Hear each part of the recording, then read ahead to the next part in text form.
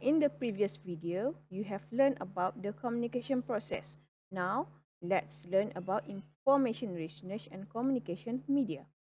So, to be effective communicator, manager and other member of an organization need to select an appropriate communication medium for each message they send.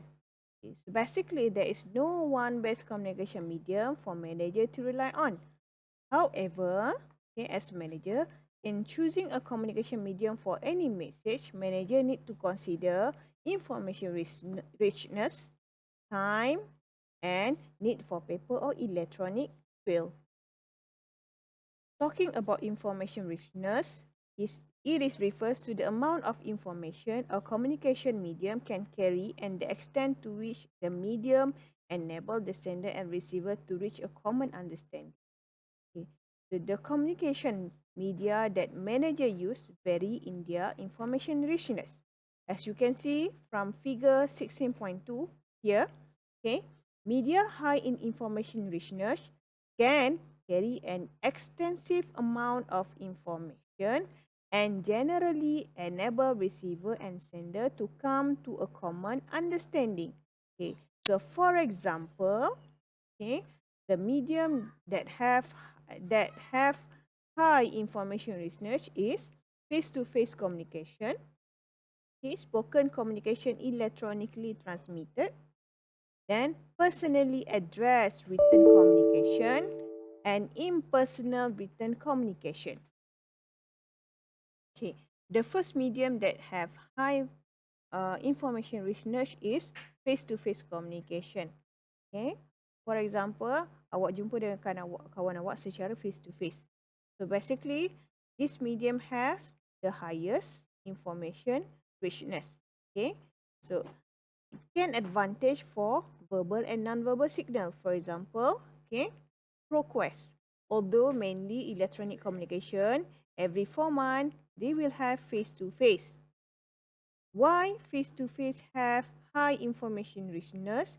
Because the face-to-face provide instant feedback, so meaning that you can have direct feedback from the receiver to the sender. By wandering around, management take advantage of this with informal talk to workers. Okay. The video conference provide much of this richness and reduce travel costs and meeting times. Okay, video conference also can be considered as face-to-face communication when you have Google meeting, when you have Zoom meeting, and so on. Okay, so it is the highest, it is the best medium that have highest information richness. When managers communicate face-to-face, they not only can take advantage of verbal communication, but also can interpret each other non-verbal signals such as facial expression and body language.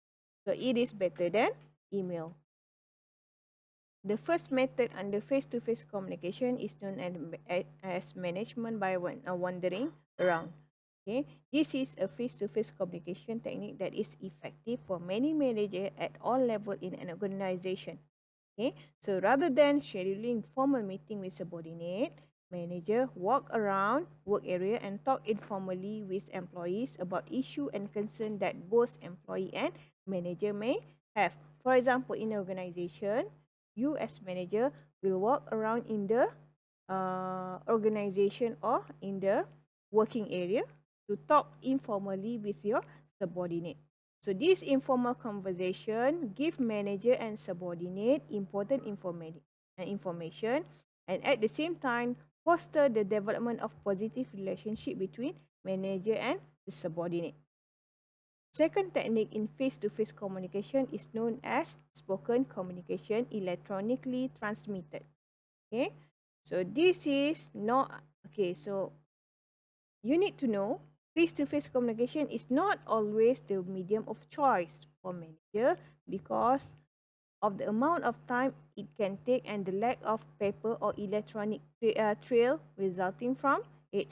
Okay, so for messages that are important, personal or likely to be misunderstood, it is often well worth managers' time to use face-to-face communication and if need be, supplement it with some form of written communication documenting the message.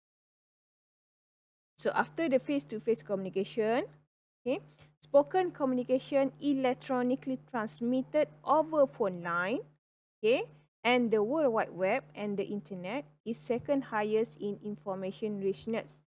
Although manager communicating over the telephone do not have access to body language and facial expression, they do not have access to the tone of voice in which a message is delivered, the part of the message the sender emphasized, and the general manner in which the message is spoken, in addition to actual words themselves. So this spoken communication electronically transmitted, for example, we can refer to telephone conversation. Okay, so in these types of telephone in this telephone technique conversation, manager can ensure that mutual understanding is reached because they can get quick feedback over the phone and answer question.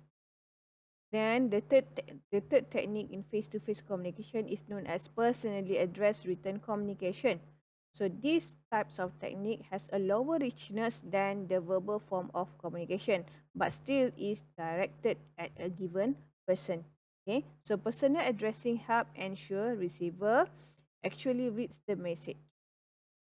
So through this technique, okay, you as the sender or you as the receiver does not provide instant feedback to sender, although sender may get feedback later.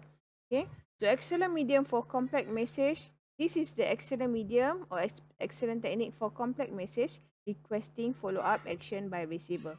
So for example, okay, an example of personal address written communication is uh, a communication using letter, okay, or using email. Okay. The technique number 4 under face-to-face the technique number 4 is known as impersonal written communication. So this technique has the lowest information richness. Okay.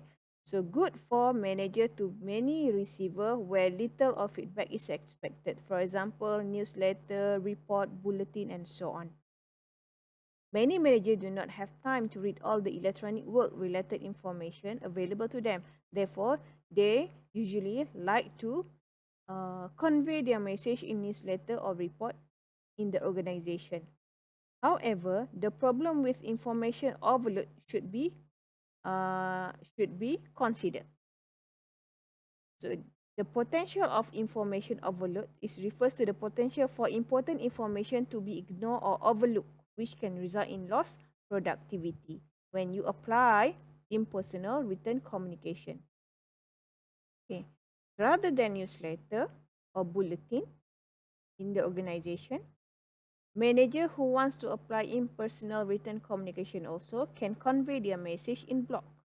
So this blog refers to a website on which an individual, a group, or an organization posts information, commentary, and opinions, and to which reader can often respond with their own commentary and option.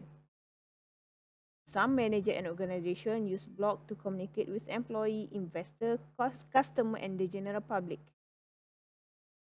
And some manager write their own blogs, and some company have corporate blog. Another thing is, okay, manager also can use social networking site when they want to apply impersonal written communication. So an example of social networking site is Facebook and Twitter. So this website enable people to communicate with others with whom they might have some common interest or connection. So in this video, you have learned about the 4 medium of information richness that differ based on high information richness to the lowest information richness.